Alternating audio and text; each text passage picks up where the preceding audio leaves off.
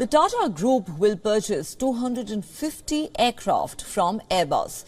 The agreement includes 210 narrow-body aircraft for Air India, owned by the Tata Group, as well as 40 wide-body long-range A350 aircraft. This is part of a massive deal, which will be the largest aviation deal in history.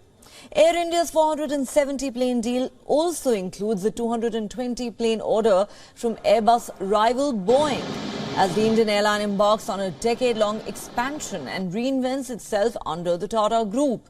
US President Joe Biden made the announcement, adding that Prime Minister Modi is looking forward to deepening India-US ties. The US President further added that the historic agreement between Air India and Boeing will support over 1 million American jobs across 44 states. The two leaders spoke on the phone earlier today. And before that, in a video call with the French President Emmanuel Macron, Ratan Tata and other world leaders, Airbus chief executive said it is a historic moment for Airbus to help script Air India's revival. Macron said this contract is a milestone in the close ties between India and France. Prime Minister Narendra Modi said India will rise to become the third biggest player in the aviation industry. He added that over the next 15 years, India will require about 2,500 aircraft. This deal marks a turning point for Air India under the leadership of new CEO Campbell Wilson, who says he is trying to shed the airline's reputation as an outdated fleet and subpar service provider. Air India's plan for 470 plane order will be the single biggest deal by an airline, beating an American Airlines order for 460 Airbus and Boeing planes over 10 years ago. The transaction will be worth tens of billions of dollars.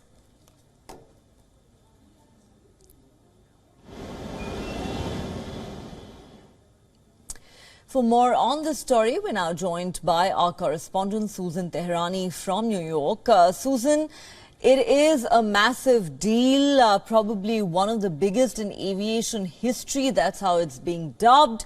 And in fact, the President of the United States spoke with the Indian Prime Minister Narendra Modi on the phone a short while back. What more can you tell us about this phone conversation that took place and about this deal?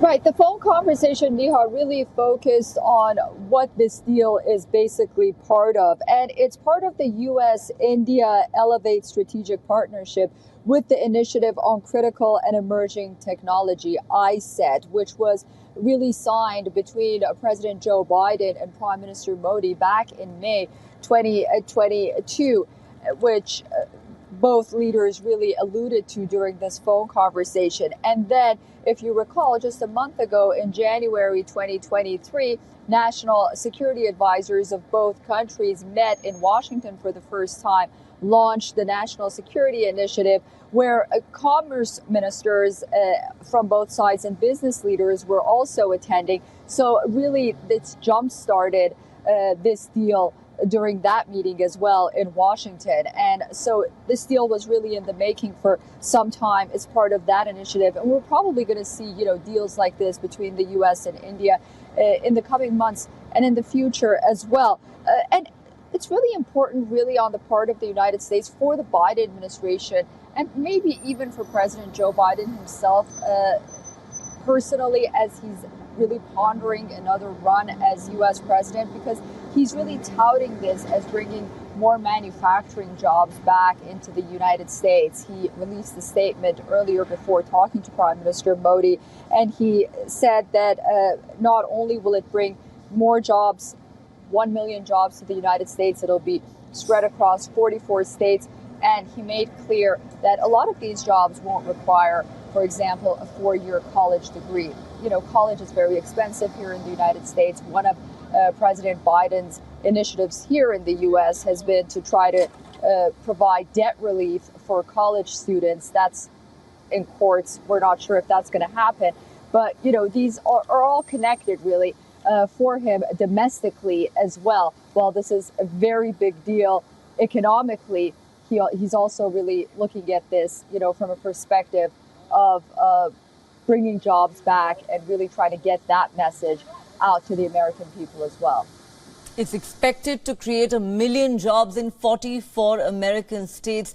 No wonder President Biden thinks this is a historic deal. Thanks very much, Susan, for all those details.